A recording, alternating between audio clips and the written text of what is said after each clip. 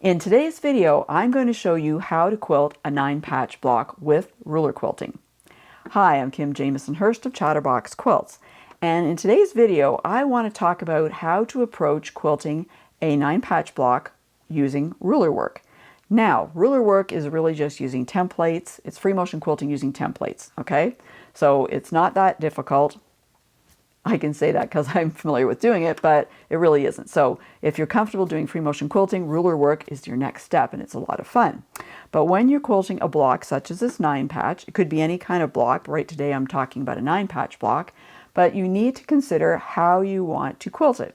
Yeah, that's kind of obvious, right? But what I mean is, are you going to quilt the block in its entirety, like looking at it as one big block, if you will, or are you going to look at it as 9 individual little blocks? All right, because a 9-patch block, by the name, means there's 9 different pieces in it. And you could decide that you want to attack this in each of those little squares, okay? I don't want to do something that's covering the whole block. I want to look at each little block and decide what I want to do. So, for example, you might decide that you want to do the same design in every one of those 9 little pieces, or those 9 little squares that make up the entire block. All right, so for example, let's say you want to do just a simple cross, all right? So one thing you'll notice on my block here is I've got some marks on here, okay? When you're doing ruler quilting, you often, but may want to do some reference marks to keep yourself straight and know where you're going and everything. It's a little bit different than some of the other kind of quilting you may do. And when I'm doing that and making some reference marks, I want to make sure they come off afterwards. So I like to use these friction colors. They are like little markers. They have a soft tip on them. And I like to use these. So if you're interested in more details on those, look up above or in the description below, and there'll be a link to those.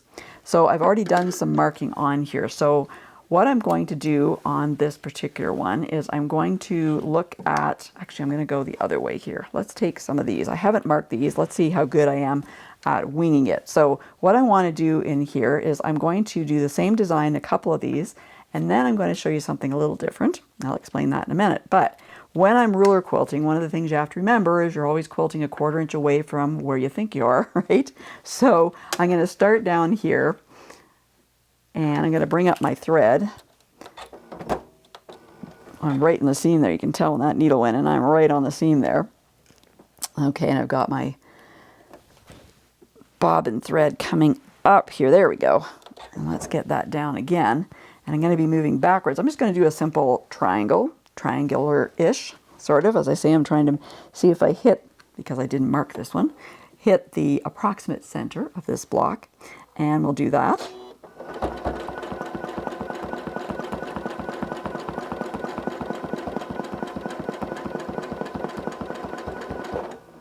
Okay, and I'll come down the other side, and I want to come down about 1/4 inch in here, so I'm going to use my 1/2 inch marker because I'm going to have a seam in there, so I don't want to run my stitching past, into the seam.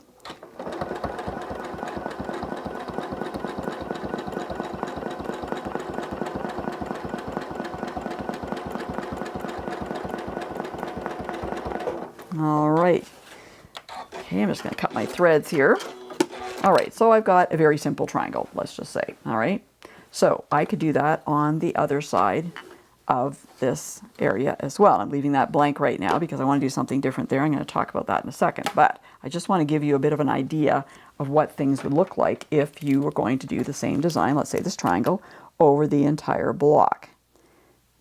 Okay, and let's see, we're about there.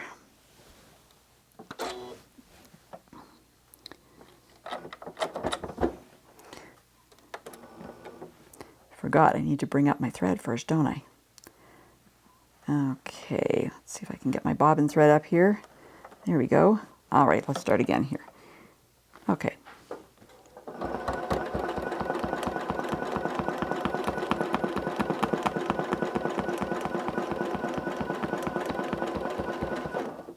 All right, that's not too bad. Let's come down here.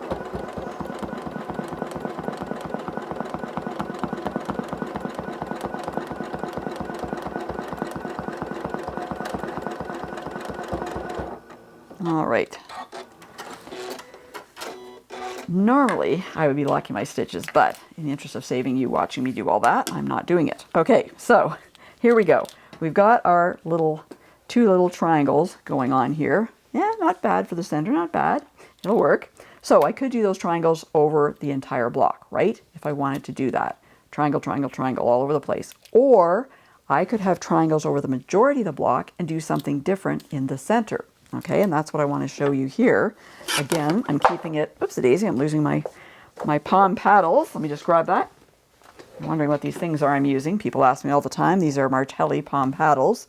They have this grippy sort of non-slip fabric, so it keeps makes it easy to move my quilt sandwich around. I often use one of them when I'm doing ruler quilting just to keep the quilt sandwich going easily for me.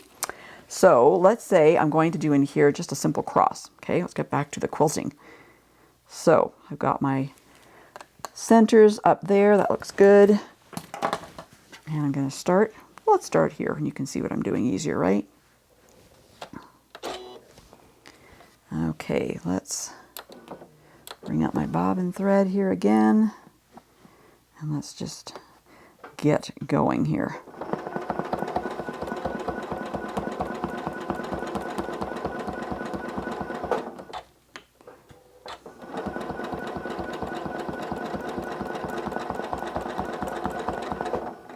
All right, close.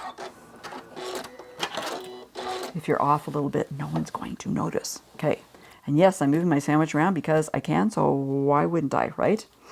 Whatever makes it easiest for you. Okay, so let's try this little guy.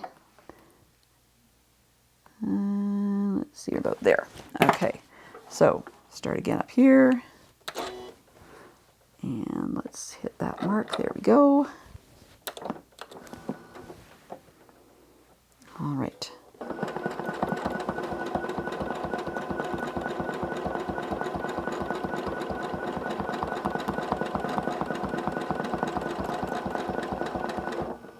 Okay, so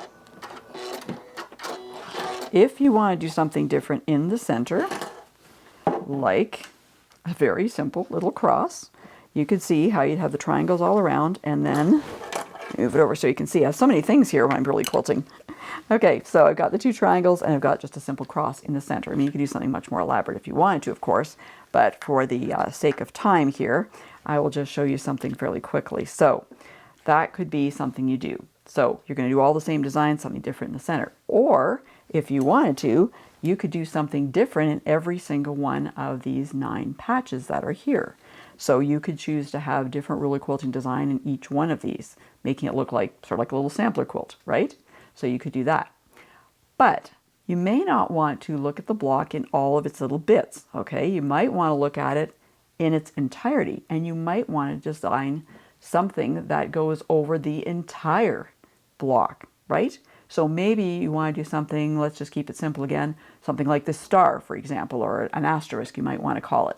So just straight lines going in the different directions, but covering the entire block rather than breaking it down into those little 9 individual squares in there, all right? Or you might want to look at the block as part of the quilt, and you might want to do an edge-to-edge design on this that would continue onto all the other blocks in the quilt. So keeping it very simple and very modern, you could just do straight lines, vertically or horizontally. Maybe you want to do, you know, both and have them cross. You could change up the spacing if you wanted between the lines or keep them all the same, your choice.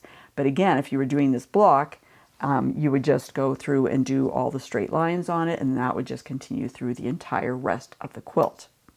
So when you're looking at a block like this and you want to do some ruler quilting on it, you need to take a really close look and you need to think, and some of it is time dependent too because ruler quilting takes a little bit longer. So you could either quilt each of the squares on their own, or you could quilt the entire block as, you know, just one large square, if you will.